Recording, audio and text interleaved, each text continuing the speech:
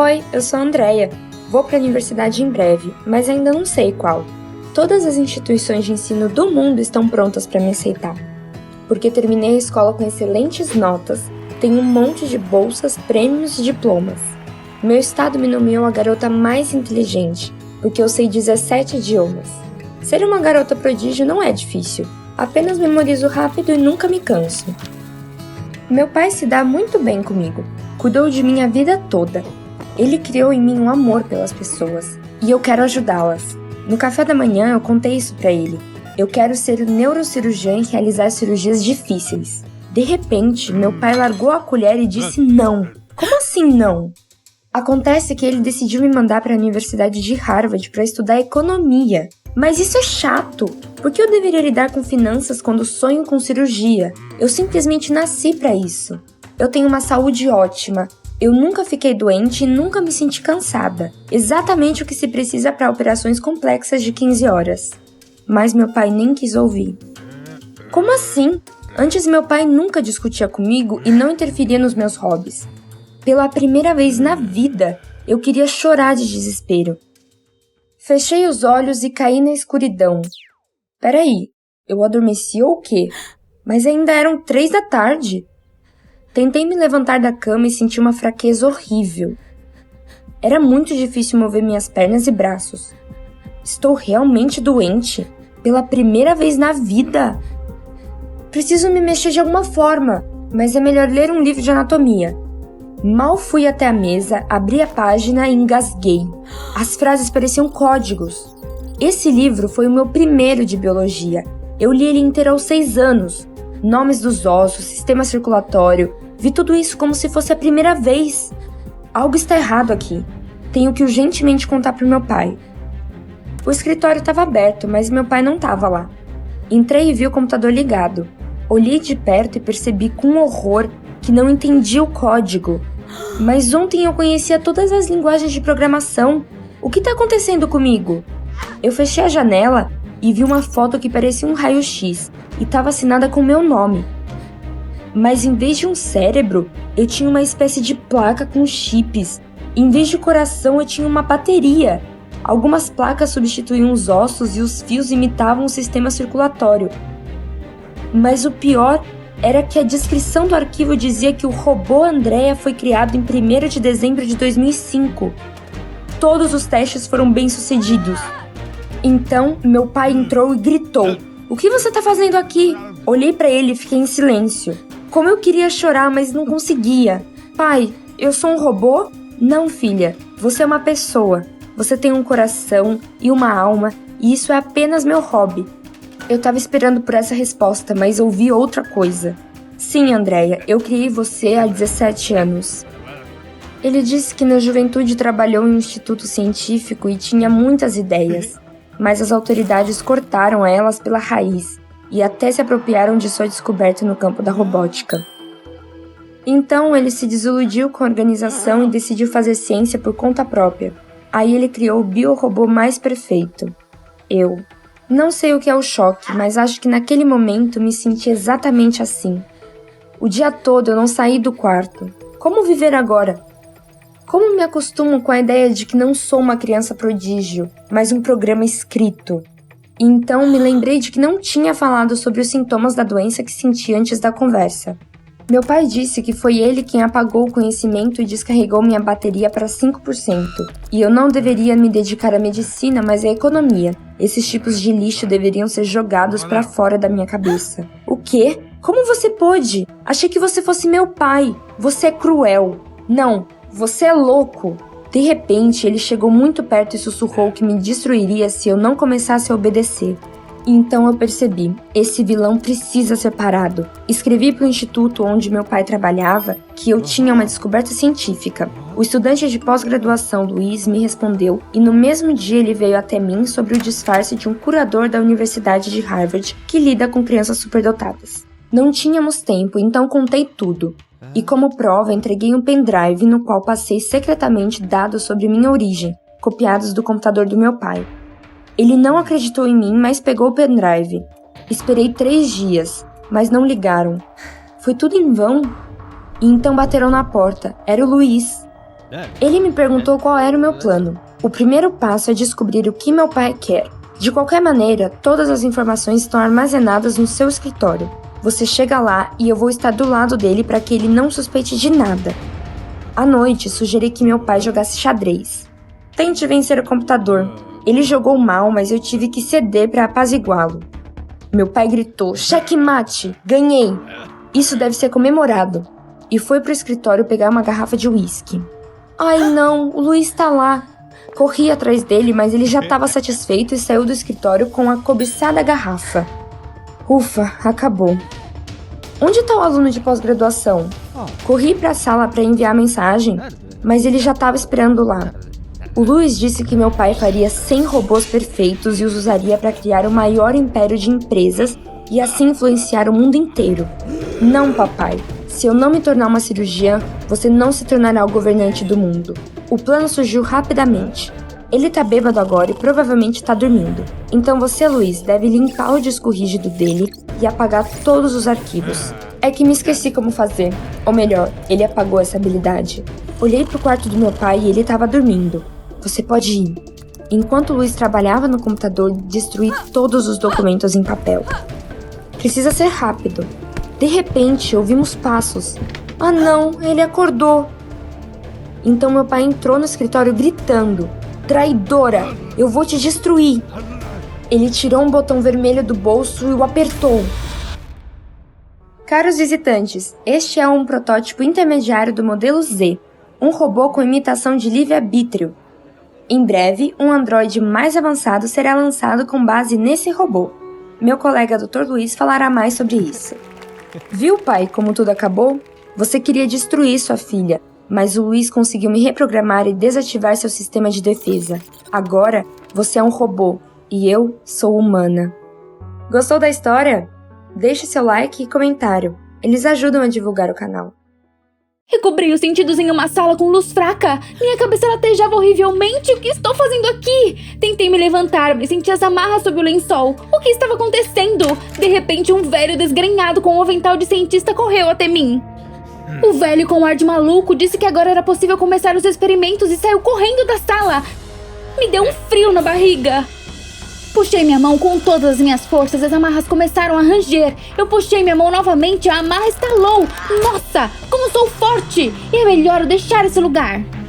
Corri para o corredor vestido apenas com um lençol, instrumentos científicos assustadores pendurados em todos os lados. O que ele estava fazendo aqui? Já vi a saída, mas de repente percebi no espelho que o lençol estava pendurado em mim. O que há de errado comigo? Me aproximei, deixei cair o lençol no chão e fiquei sem palavras. Eu parecia uma espécie de monstro robô. 85% do meu corpo era feito de ferro e partes conectadas por fios. Mas eu tinha uma cabeça humana. Mas então ouvi a voz do cientista atrás de mim. Aonde você vai? O pânico se apoderou de mim e corri para a porta o mais rápido que pude. O velho correu atrás de mim e parecia que ia me pegar. Em desespero, bati na porta com o ombro e ela saiu voando com um estrondo. Não sabia pra onde correr porque nem lembrava onde eu morava. Pedestres aleatórios gritaram nas minhas costas que eu era uma aberração. Corri para um estacionamento, me escondi entre os carros e olhei em volta. Não havia perseguição, ninguém estava me perseguindo. Pensar naquele cientista assustador me capturando me deixou mal. Fiquei sentada no estacionamento até a noite, não ousei sair. Olhei para os carros e percebi que a última coisa que me lembrava era de ter sofrido um acidente. E eu estava com um vestido de noiva. Mas ainda não sabia se já era um robô. Minhas memórias eram muito fragmentadas, mas se eu tive um casamento, então havia um noivo. Isso é bom. Eu precisava encontrar ele de alguma forma. Apenas ele poderia me ajudar a lembrar quem eu realmente era. A noite caiu e eu me aventurei fora do meu esconderijo para encontrar um lugar mais silencioso. De repente, uma luz vermelha brilhou no meu peito. Não percebi a princípio, mas logo minha visão começou a escurecer. Talvez eu estivesse ficando sem carga, como o meu telefone. Eu precisava tentar me carregar. Ah, droga. Então um carro elétrico passou por mim silenciosamente. Eu quase não consegui sair da frente. Mas espera, ele também estava de alguma forma carregado. Eu precisava encontrar uma estação de carga de veículos elétricos com urgência. Com minhas últimas forças, caminhei ao longo da estrada. Achei que fosse desmaiar quando vi as luzes de um posto ao longe. Se eles ao menos tivessem pontos de recarga elétrica. Rastejei silenciosamente até o posto, olhei em volta e não vi nenhum fio, apenas mangueiras com gasolina. Eu estava desesperada, mas de repente no canto notei um lugar com um fio. O frentista dormia atrás da caixa registradora. Me arrastei até o fio, puxei ele para fora e conectei a tomada em meu peito e uau, se encaixa! A luz parou de piscar e eu senti minha força voltando. Mas então um carro parou no posto e apontou seus faróis para mim. Diabos! Eu olhei em volta. O frentista acordou e já me notou. Eu não queria ser presa por roubo. Eu saí correndo e em alguns segundos já estava muito longe. Quando tive certeza de que não estavam me perseguindo, parei e me sentei no banco. Eu tinha que roubar a eletricidade dos postos pelo resto da minha vida agora? No meu desespero, não percebi um cara vindo em minha direção. Tive vontade de fugir, mas ele começou a me admirar com as palavras. Nossa, que fantasia! O que ele estava falando? De repente, o cara me pediu um link para o meu TikTok. O que é TikTok? O cara riu e me mostrou o aplicativo e 2 contas favoritas, a Sereia e a Fargirl. Super-heroínas populares. Ele decidiu que eu era como elas. Eu disse que não, mas o cara achou que eu estava sendo modesta e mesmo assim tirou uma foto comigo. Não pude acreditar que alguém gostasse de mim. Porque um monte de gente na rua acabou de me chamar de monstro. Quando ele saiu, pensei no que ele disse. Se essa sereia teve sucesso, eu também poderia ficar famosa. E então o noivo do meu passado iria me ver e me encontrar. Essa era a única maneira de descobrir quem eu realmente era, um robô ou uma humana. Mas eu precisava conseguir dinheiro para comprar um telefone. No dia seguinte, fui ao parque. Resolvi tirar foto com as crianças por dinheiro, já que o cara quis uma foto comigo. No começo, ninguém se aproximou de mim e logo pensei que era uma ideia idiota. Mas aos poucos, uma fila inteira foi se formando por minha causa. Descobri que as pessoas adoram robôs. Mas várias vezes as crianças me chamaram de Transformer. Tentei não prestar atenção e no final do dia já tinha dinheiro para comprar o smartphone. No dia seguinte, me registrei no TikTok e fiz alguns vídeos sobre minha vida. Fiquei muito preocupada quando os carreguei. Mas em vão, 500 pessoas se inscreviam no meu perfil todos os dias. Algumas semanas depois, eu já era uma das blogueiras mais populares e até consegui alugar um apartamento. Não achei que seria tão fácil. As pessoas escreveram centenas de comentários, mas ninguém da vida anterior jamais apareceu. E eu queria muito saber. Eu era uma robô ou originalmente nasci humana? Eu nem sabia quem eu era, mas de qualquer forma eu sabia que tinha sentimentos. Mas os fãs só estavam interessados em como eu me carregava e se podia tocar na água. Uma vez um seguidor com o apelido de Coringa perguntou como estava meu humor. Fiquei surpresa, porque todos pensavam que meus 85% robô não tinha nenhum humor. O Coringa quase imediatamente propôs me encontrar e eu concordei. Ele falou comigo como se eu fosse uma pessoa comum. No dia seguinte, eu estava esperando por ele no café. Então o cara se sentou à minha mesa e se apresentou como Coringa. Seu rosto estava marcado e eu estava apavorada. Ele imediatamente estendeu a mão para mim e começou a repetir. Não me deixe, eu te amo, inferno. Ele era um psicopata. Murmurei que tinha muito o que fazer e corri o mais rápido que pude. O Coringa começou a escrever para mim em todas as redes sociais, mas eu bloqueei em todos os lugares. É isso, chega de encontros cara a cara com os fãs. Continuei usando o TikTok esperando que alguém do meu passado me notasse, mas nada aconteceu. Um dia eu estava voltando para casa de uma sessão de autógrafos e de repente ouvi os passos de alguém. Eu me virei e vi uma silhueta escura. Apertei o passo, mas alguém gritava atrás de mim. Precisamos conversar. Ah não, é o Coringa, o fã louco. Eu rapidamente corri de volta para casa e tranquei a porta. Ele estava me seguindo. O Coringa gritava algo sobre as janelas, mas não ousei olhar para fora. Com as mãos trêmulas, chamei a polícia e 1 hora depois, 2 marmanjos chegaram e arrastaram o Coringa para longe. Soltei um suspiro de alívio e tentei dormir. Isso já era perigoso. Eu precisava excluir o TikTok e encontrar outra maneira de descobrir a verdade sobre o meu passado. No dia seguinte, fui a um encontro de fãs. Lá eu decidi dizer que tinha parado com o TikTok e pedir ajuda diretamente aos meus seguidores. Quando todos se reuniram, respirei fundo e disse: amigos, não me lembro de nada do meu passado. Não sei se sou realmente um robô ou uma humana. A sala ficou em silêncio e provavelmente não deveria ter dito isso, mas de repente o público caiu na gargalhada.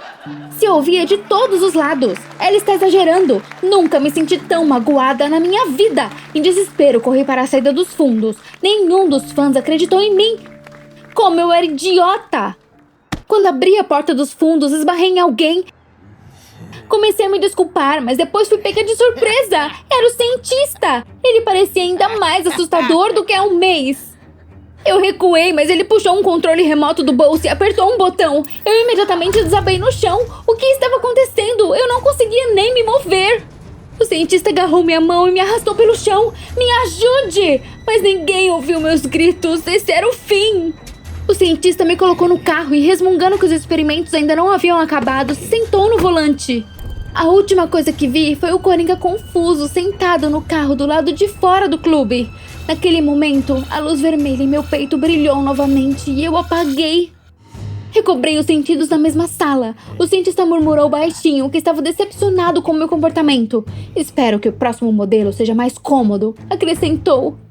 O cientista pegou uma serra e segurou ela na minha perna. Só mais um pouquinho e ele me cortaria em pedaços. Não, por favor. Mas de repente houve um barulho. A porta se abriu e o Coringa entrou correndo na sala. Atrás dele a multidão dos meus fãs rugia. Eu não conseguia acreditar nos meus olhos. Os fãs jogaram o cientista no chão e o amarraram. E o Coringa tirou o controle remoto do bolso e ligou meu corpo. Eu não entendi nada. Por que ele faria isso? Ele não era meu fã louco? Mas o Coringa perguntou abruptamente: Você não me reconhece, Jan? Eu fiz uma careta confusa. O que você está falando? O Coringa sorriu e disse que seu nome era Kylie. Ele era meu noivo e eu fui sequestrada no dia do meu casamento. Essas palavras fizeram minha garganta ficar seca. Então eu estava procurando por ele todo esse tempo. O Kylie me disse que nos amávamos desde a infância e queríamos nos casar. Mas no dia do casamento sofremos um acidente. Kylie foi salvo e escapou com cicatrizes, então ele parou de falar. O que aconteceu comigo? Kylie hesitou e disse, e você morreu, bem no local do acidente. Eu não pude acreditar, mas como? Aqui estou eu, viva!